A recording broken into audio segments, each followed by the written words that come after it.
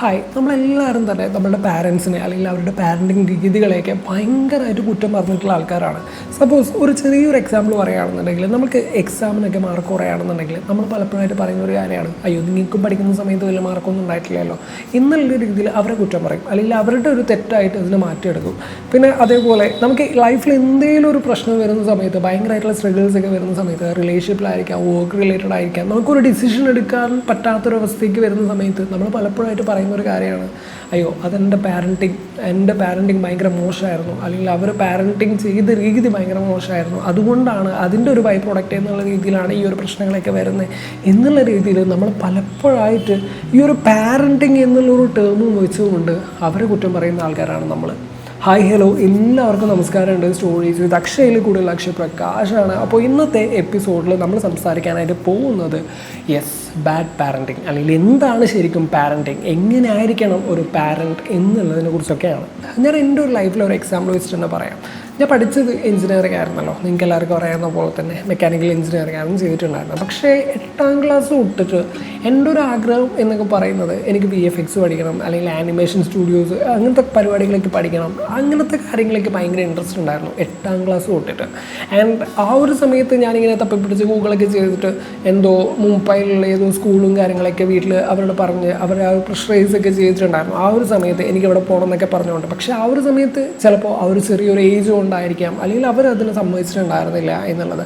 പിന്നീട് പല പ്രാവശ്യം ഞാൻ അതേ കാര്യം ഇട്ടിട്ടുണ്ടായിരുന്നു അവരുടെ മുമ്പിൽ. എന്നെ അന്ന് അതിന് വിടാത്തത് കൊണ്ടല്ലേ, അന്ന് അതിന് വിട്ടിരുന്നെങ്കിലും ഞാൻ വേറെ എവിടെയെങ്കിലൊക്കെ എത്തിയേനെ എന്നുള്ള രീതിയിലേക്ക് ഞാൻ പറഞ്ഞിട്ടുണ്ടായിരുന്നു അവരുടെ അടുത്ത്.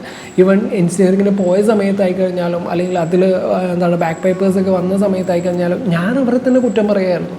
എന്നെ ആദ്യമേ വല്ലതിനും വിട്ടിരുന്നെങ്കിൽ ഞാൻ ഇതിനും പെട്ടെന്ന് തന്നെ നല്ല രീതിയിൽ എത്തിയേനെ എന്നുള്ള രീതിയിലേക്ക് നമ്മൾ പറഞ്ഞിട്ടുണ്ടായിരുന്നു. ആൻഡ് അതുപോലെ തന്നെ നമ്മളെല്ലാവരും ചെയ്തൊരു മിസ്റ്റേക്ക് എന്ന് വെച്ച് കഴിഞ്ഞാൽ, നമുക്ക് എന്തെങ്കിലും ഒരു കുറവുകളൊക്കെ ഉണ്ടാകുന്ന സമയത്ത്, അല്ലെങ്കിൽ നമുക്ക് നമ്മുടെ ഇൻസെക്യൂരിറ്റീസ്, നമ്മുടെ ഷോർട്ട് കമ്മിങ്സ്, നമുക്ക് പെട്ടെന്നൊക്കെ ദേഷ്യവും കാര്യങ്ങളൊക്കെ വരുന്ന സമയത്ത് നമ്മൾ പറയും അതിൻ്റെ പാരൻറ്റിങ് രീതികൾ, നമ്മൾ വളർന്നു വന്ന രീതികൾ ഇങ്ങനെ ആയതുകൊണ്ടാണ്, അല്ലെങ്കിൽ എന്നെ വളർത്തിയത് ഇങ്ങനെ ആയതുകൊണ്ടാണ് എന്നുള്ള രീതിയിൽ അതും നമ്മൾ കുറ്റം പറയുക നമ്മുടെ പാരൻസിന് മാത്രമാണ്. ശരിക്കും പറഞ്ഞു കഴിഞ്ഞാൽ നമ്മളെല്ലാവരും ചെയ്യുന്നൊരു മിസ്റ്റേക്ക് എന്താണെന്ന് വെച്ച് കഴിഞ്ഞാൽ, അല്ലെങ്കിൽ നമ്മളെല്ലാവരും ചെയ്യുന്നൊരു കാര്യം എന്താണെന്ന് വെച്ച് കഴിഞ്ഞാൽ, നമ്മളുടെ ഭാഗത്ത് എന്തെങ്കിലും ഒരു പ്രശ്നം ഉണ്ടാകുന്നുണ്ടെങ്കിൽ അത് നമ്മൾ ഏറ്റെടുക്കില്ല, നമ്മൾ ബാക്കിയുള്ളവരുടെ മുകളിൽ കൊണ്ടുപോയി ചാരാതെ നോക്കുക.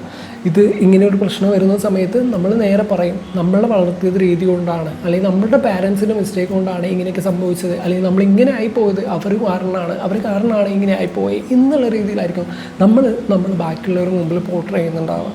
ഇന്ന് ഇതെന്നെ കേട്ടുകൊണ്ടിരിക്കുന്ന ഞാനടക്കമുള്ള എല്ലാവരോടും ചോദിക്കുകയാണ്, അല്ലെങ്കിൽ എൻ്റെ ഏജ് ഗ്രൂപ്പിലുള്ള ആൾക്കാരോട് പോയി ചോദിക്കുകയാണ്, നാളെ പാരൻ്റ് ആവാനായിട്ട് പോകുന്ന ആൾക്കാരോടൊക്കെ ചോദിക്കുകയാണ്, അത് ശരിക്കും ബാഡ് പാരൻറ്റിങ് ആയിരുന്നു, അല്ല ഫസ്റ്റ് ടൈം പാരൻ്റ് ആയതിൻ്റെ ആ ഒരു പരിഭ്രമോ, അല്ലെങ്കിൽ അതൊക്കെ അവർക്കുണ്ടായിരുന്ന ആ ഒരു പ്രശ്നങ്ങൾ അവരത് മാനേജ് ചെയ്ത രീതികളായിരുന്നോ അത് എന്നുള്ളത് നമുക്കൊന്ന് നോക്കാം. മനുഷ്യന്മാരെ സംബന്ധിച്ചിടത്തോളം എല്ലാവരുടെയും ഒരു ബേസിക് ഇൻസ്റ്റിക്റ്റാണ്, അവരെ സംബന്ധിച്ചിടത്തോളം എല്ലാത്തിനും ഒരു കാരണം ഉണ്ടായിരിക്കുക എന്നുള്ളത്, അല്ലെങ്കിൽ കാരണം കണ്ടെത്തുക എന്നുള്ളത് മനുഷ്യന്മാരെ സംബന്ധിച്ചിടത്തോളം അവരെല്ലാവരും ചെയ്യുന്നൊരു കാര്യമാണ്. എന്ത് തന്നെ ഉണ്ടായിക്കഴിഞ്ഞാലും അതിനൊരു എക്സ്പ്ലനേഷൻ തേടി പോവുക എന്നുള്ളത് അവർ നോക്കാറുണ്ട്. ആൻഡ് അതിൻ്റെ ഫൗണ്ടേഷൻ എന്താണ് എന്നുള്ളത് അവർ നോക്കാറുണ്ട്. ആൻഡ് ഇങ്ങനൊരു കാര്യം വരുന്ന സമയത്ത് നമ്മുടെ ഫൗണ്ടേഷൻ എന്ന് പറയുന്നത് നമ്മുടെ പാരൻസ്, നമ്മൾ വളർത്തി വലുതാക്കി നമ്മുടെ അച്ഛൻ അല്ലെങ്കിൽ അമ്മ എന്നുള്ളത്, അച്ഛനും അമ്മയും എന്നുള്ളത്, അവരിലേക്കായിരിക്കും നമ്മൾ ലാസ്റ്റ് എത്തുന്നുണ്ടാവുക. നമ്മൾ ഇമോഷണലി നമ്മുടെ ഇമോഷൻസൊക്കെ എക്സ്പ്രസ് ചെയ്യാൻ പറ്റാണ്ടിരിക്കുന്ന സമയത്ത്, നമ്മൾ തോറ്റു പോകുന്ന സമയത്ത്, നമുക്ക് കോൺഫിഡൻസ് കിട്ടാണ്ടിരിക്കുമ്പോൾ എല്ലാം നമ്മൾ കുറ്റം പറയുന്നത് നമ്മൾ വളർന്നു വന്നത് ഇങ്ങനെയായിരുന്നു, അല്ലെങ്കിൽ നമ്മൾ വന്ന സാഹചര്യം ഇങ്ങനെയായിരുന്നു എന്നുള്ള രീതിയിലൊക്കെയാണ്. കാരണം നമ്മൾ പറയുന്ന ഒരു കാര്യമാണ്, അവർ നമ്മൾ ഭയങ്കരമായിട്ട് നിർബന്ധിച്ച് പഠിപ്പിച്ചുകൊണ്ടാണ്, അല്ലെങ്കിൽ എല്ലാത്തിനും പെർഫെക്ഷൻ വേണം എന്നുള്ളത് അവരുടെ നിർബന്ധമായിരുന്നു. അതുകൊണ്ട് തന്നെ എനിക്കിപ്പോൾ എന്ത് ചെയ്യുമ്പോഴായിക്കഴിഞ്ഞാലും എനിക്ക് ഭയങ്കര ടെൻഷനാണ്, അല്ലെങ്കിൽ ഞാൻ ഭയങ്കര ആങ്ഷ്യസ് ആണ്, എനിക്ക് എല്ലാത്തിലും പെർഫെക്ഷൻ കണ്ടെത്താനായിട്ട് ഞാനിങ്ങനെ ശ്രമിച്ചുകൊണ്ടിരിക്കുകയാണ് എന്ന് നമ്മൾ പറയാറുണ്ട്. അതുപോലെ തന്നെ നമുക്ക് അവർ വേണ്ടത്ര അപ്രീസിയേഷൻ തന്നിട്ടില്ല, അവർ എന്നെ പ്രശംസിച്ചിട്ടില്ല. അതുകൊണ്ട് തന്നെ എനിക്ക് ഇത്തരം കാര്യങ്ങൾ ഞാൻ ചെയ്യുന്ന സമയത്ത് എനിക്കൊരു ഉറപ്പില്ല, ഞാൻ ചെയ്യുന്നത് ശരിയാണോ എന്നുള്ള കാര്യത്തിൽ എനിക്ക് ഉറപ്പില്ല, അതിനൊരു അപ്രീസിയേഷൻ എനിക്ക് കിട്ടിയിട്ടില്ല. അതുകൊണ്ട് തന്നെ എനിക്കത് കൊടുക്കാനും അറിയത്തില്ല.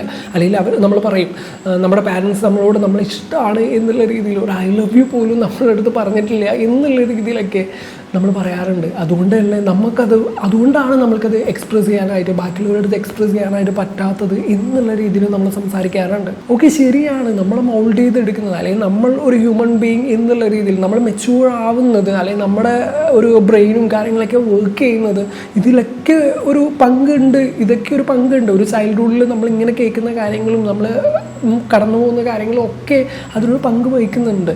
പക്ഷേ ഇന്നും വെച്ച് നമുക്ക് എത്ര കാലം എന്ന് വെച്ചാണ് എല്ലാത്തിനും കുറ്റം നമ്മുടെ പാരൻസിൻ്റെ അല്ലെങ്കിൽ നമ്മൾ വളർന്നു വന്ന വഴികളാണ് എന്ന് പറഞ്ഞിട്ട് നമുക്ക് തടി ഊരാനായിട്ട് പറ്റുക.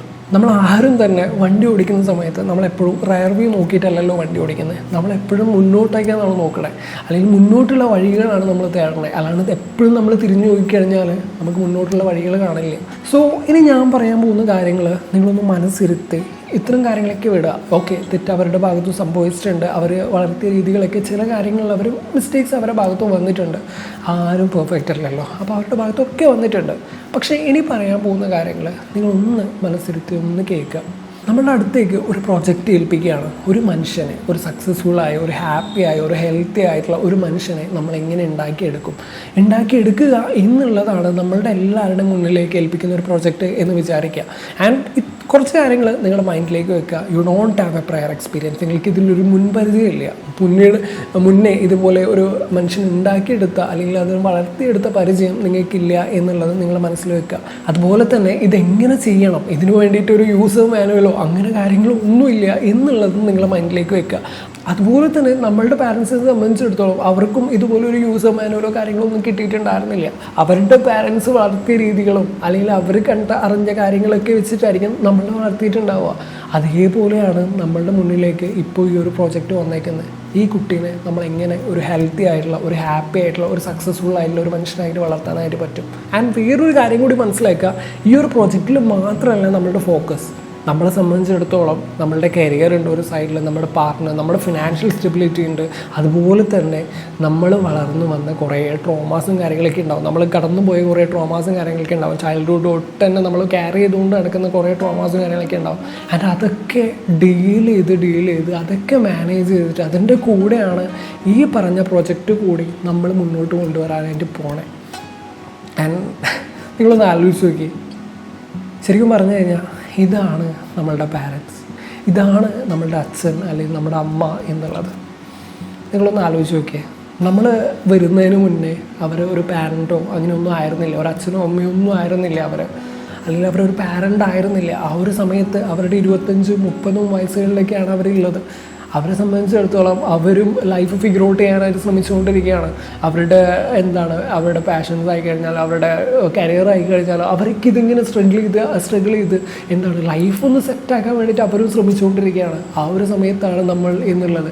അപ്പോൾ നമ്മളെങ്ങനെയായിരിക്കും അവർ മാനേജ് ചെയ്തിട്ടുണ്ടാവുക? ഓരോ വീഴ്ചകളിലും ഓരോ കാര്യങ്ങൾ പഠിച്ച് ചെയ്ത് ഓരോ കാര്യങ്ങൾ തെറ്റുകൾ വരുന്ന സമയത്ത് അതൊക്കെ തിരുത്തിയിട്ടൊക്കെ ആയിരിക്കും നമ്മളെ വളർത്തിയിട്ടുണ്ടാവുക. ആൻഡ് അതുപോലെ തന്നെ അവരുടെ ആ ഒരു സമയത്തുണ്ടായിരുന്ന ആ സൊസൈറ്റി ആ ഒരു സമയത്തുണ്ടായിരുന്ന നോംസും കാര്യങ്ങളൊക്കെ ഫോളോ ചെയ്ത് അല്ലെങ്കിൽ അങ്ങനെയുള്ള കാര്യങ്ങളൊക്കെ നോക്കിക്കൊണ്ടായിരിക്കാം അവർ വളർത്തിയിട്ടുണ്ടാവുക നമ്മളെ എന്നുള്ളത്. നമ്മളിപ്പോൾ പറയുന്നില്ലേ, നമ്മൾ ഭയങ്കരമായിട്ട് ഭയങ്കര പ്രോഗ്രസീവായിട്ട് ചിന്തിക്കുന്നുണ്ട്, നമ്മൾ ഭയങ്കര പ്രൊആക്റ്റീവായിട്ട് ചിന്തിക്കുന്നുണ്ട് എന്നൊക്കെ പറയുന്നില്ലേ. ആ ഒരു സമയത്തും അവരും പ്രൊആക്റ്റീവായിട്ട് അവരും പ്രോഗ്രസീവായിട്ടായിരിക്കും ചിന്തിച്ചിട്ടുണ്ടാവുക. പക്ഷെ ആ ഒരു സമയത്തുണ്ടായിരുന്ന സൊസൈറ്റിയൽ പ്രഷർ അല്ലെങ്കിൽ സൊസൈറ്റിയൽ നോംസ് എന്ന് പറയുന്നത് വേറെയാണ്. നമ്മളിപ്പോൾ കടന്നു പോകുന്ന വഴികളിൽ നമ്മൾ കാണുന്ന ഒരു സൊസൈറ്റിയൽ സാധനങ്ങളല്ല, അല്ലെങ്കിൽ ആ ഒരു സിറ്റുവേഷൻസും അല്ല ആ ഒരു സമയത്ത് ഉണ്ടായിട്ടുണ്ടായിരുന്നത്. അപ്പോൾ ആ ഒരു സമയത്തുണ്ടായിരുന്ന സിറ്റുവേഷൻസിൽ നമ്മളെങ്ങനെ ബെറ്ററായിട്ട് വളർത്താം, അല്ലെങ്കിൽ നമ്മളെങ്ങനെ ബെറ്ററാക്കി നമുക്കൊരു ബെറ്റർ ഫ്യൂച്ചർ ഉണ്ടാക്കിയെടുക്കാം എന്നുള്ള രീതിയിലായിരിക്കും ആ ഒരു സമയത്ത് അവരുടെ മൈൻഡിലൂടെ പോയിട്ടുണ്ടായിരുന്ന കാര്യങ്ങൾ എന്നുള്ളത്.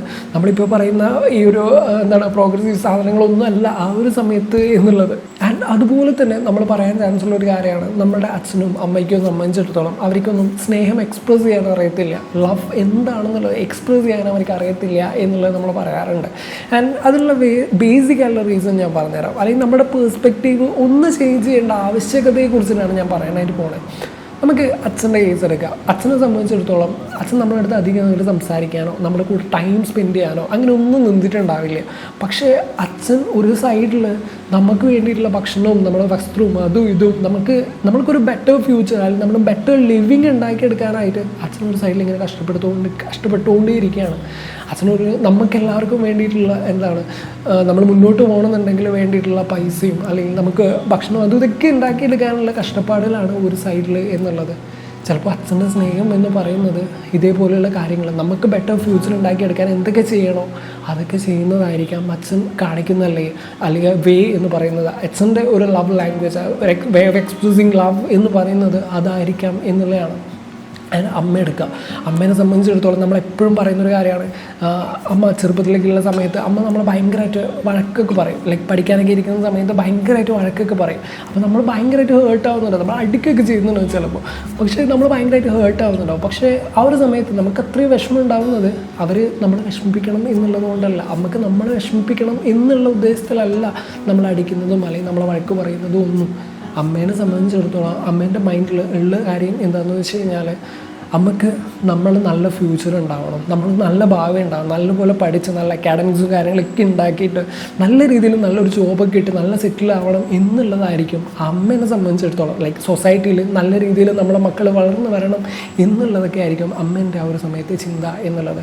അല്ലാതെ അവർക്കൊരിക്കലും നമ്മളെ വിഷമിപ്പിക്കണമെന്നോ അല്ലെങ്കിൽ നമ്മുടെ സങ്കടം കാണണം എന്നൊന്നും ആയിരിക്കില്ല അവരുടെ മൈൻഡിൽ എന്നുള്ളതാണ്. ഓക്കെ, ഇനി എന്ത് നമുക്ക് ചെയ്യാനായിട്ട് പറ്റും? നമ്മളെ സംബന്ധിച്ചിടത്തോളം 2 വഴികളാണ്. ഒന്നാമത്തേത് നമ്മുടെ പാരൻസിനോട് ചോദിക്കുക, അച്ഛ അല്ലെങ്കിൽ അമ്മ എങ്ങനെയാണ് നമ്മളെ വളർത്തിയിട്ടുണ്ടായിരുന്നത്, ആ ഒരു സമയത്ത് നിങ്ങളുടെ മനസ്സിലൂടെ പോയിട്ടുണ്ടായിരുന്ന കാര്യങ്ങൾ എന്തൊക്കെയായിരുന്നു, എന്തൊക്കെ പേടികളായിരുന്നു അമ്മേൻ്റെ മനസ്സിലൂടെ പോയിട്ടുണ്ടായിരുന്നത്. അല്ല അച്ഛനോട് ചോദിക്കുക, അച്ഛ ഇതൊക്കെ കൂടെ എങ്ങനെയാണ് അച്ഛൻ മാനേജ് ചെയ്തിട്ടുണ്ടായിരുന്നത് എന്നൊക്കെയാണ് ചോദിക്കുക. ഒരു പാരൻ്റ് അല്ലെങ്കിൽ ഒരു അച്ഛൻ അമ്മ എന്നതിനപ്പുറത്തായിട്ട് ഒരു വ്യക്തി എന്നുള്ള രീതിയിൽ അവർ ഒരുപാട് കഥകൾ നമ്മുടെ അടുത്ത് പറയുന്നുണ്ടാവും. അവർ നമ്മളെ വളർത്തിയ രീതികളും കാര്യങ്ങളൊക്കെ നമ്മൾ എത്രമാത്രം കഷ്ടപ്പെട്ടിട്ട് നമ്മുടെ ബെറ്റർ ഫ്യൂച്ചർ നമുക്ക് ഉണ്ടാക്കിയെടുക്കാനായിട്ട് അവരെത്രമാത്രം കഷ്ടപ്പെട്ടിട്ടുണ്ടായിരുന്നു, അല്ലെങ്കിൽ അവരെത്രമാത്രം സ്ട്രഗിൾ ചെയ്തിട്ടുണ്ടായിരുന്നു എന്നൊക്കെ അവർ പറയുന്നതിലൂടെ നമുക്ക് മനസ്സിലാവും എന്നുള്ളതാണ്. ആ ഒരു സമയത്ത് നമ്മൾ കേൾക്കുന്ന കഥകൾ അത്രയും അവർ ആസ് എ ഹ്യൂമൻ നമ്മുടെ ആ ഒരു ഏജിൽ നമ്മൾ ഈ 25-30 ആ ഒരു ഏജ് ഗ്രൂപ്പിലുള്ള ആൾക്കാരെ സംബന്ധിച്ചിടത്തോളം നമ്മുടെ ഇതേ ഏജിൽ അവർ കടന്നുപോയ വഴികളൊക്കെ ആയിരിക്കും അവർ പറയുന്നുണ്ടാവുക നമ്മളെ അടുത്തേക്ക്. നമ്മളത് മനസ്സിലാക്കുക എന്നുള്ളതാണ്. അത്രയും ത്യാഗവും അതും ഇതൊക്കെ കടന്നു വന്നിട്ടാണ്, അല്ലെങ്കിൽ അവർ ആ ഒരു സമയത്ത് കേട്ട രീതികളിലൂടെയൊക്കെയാണ് അവർ നമ്മളെ വളർത്തിയിട്ടുണ്ടായിരുന്നത് എന്നുള്ളതാണ്. ആൻഡ് ദ സെക്കൻഡ് വൺ, നമ്മൾക്ക് വേണ്ടിയിട്ട് നമ്മൾ ഈ പാരൻസിന് പറഞ്ഞതൊക്കെ അവരുടെ സൈഡിൽ കുറ്റം ഇല്ല എന്നൊന്നുമല്ല, അവരുടെ കുറ്റമൊന്നും ഇല്ലാത്തവരാണ്, അവർ നല്ലവരാണ് എന്നുള്ള രീതിയിലൊന്നും പോർട്രേ ചെയ്യാൻ വേണ്ടി പറഞ്ഞതല്ല. പക്ഷേ ഇത് നമുക്കൊരു തിരിച്ചറിവാണ്, അല്ലെങ്കിൽ നമുക്ക് കുറേ പഠിക്കാനായിട്ട്, അല്ലെങ്കിൽ നമ്മൾ എങ്ങനെ ആയിരിക്കണം നമ്മൾ എന്നുള്ളത് നമ്മളെ തന്നെ പ്രിപ്പയർ ചെയ്യാനായിട്ടുള്ള ഒരു സ്പേസാണ് ഇവിടെ കിട്ടിയിരിക്കുന്നത് എന്നുള്ളതാണ്. അവർ വളർന്നു വന്നത് അല്ലെങ്കിൽ അവരുണ്ടായിരുന്ന ആ ഒരു സൊസൈറ്റിയിൽ അവരുടെ ആ ഒരു പ്രശ്നവും അതും ഇതൊക്കെ കടന്നു വന്ന് അവർ നമ്മളെങ്ങനെയാണോ വളർത്തിയത് അതുപോലെ തന്നെ നമ്മളുടെ കുട്ടികളെ എങ്ങനെയായിരിക്കും വളർത്താനായിട്ട് പോകുന്നത് എന്നുള്ളതാണ് അടുത്തതായിട്ട് നമുക്ക് സംസാരിക്കാനായിട്ട് പോകുന്നത്. നമ്മളെ സംബന്ധിച്ചിടത്തോളം അവരിൽ നിന്ന് കുറേ ലെസൺസും കാര്യങ്ങളൊക്കെ നമുക്ക് കിട്ടി. അതുപോലെ തന്നെ നമ്മൾ കുറേ സൊസൈറ്റിയിൽ കുറേ സാധനങ്ങളൊക്കെ കേൾക്കുന്നുണ്ട് ഇപ്പോൾ. അതുപോലെ തന്നെ നമുക്ക് എന്തൊക്കെ ചെയ്യാൻ പറ്റും നമ്മളുടെ കുട്ടികൾക്ക്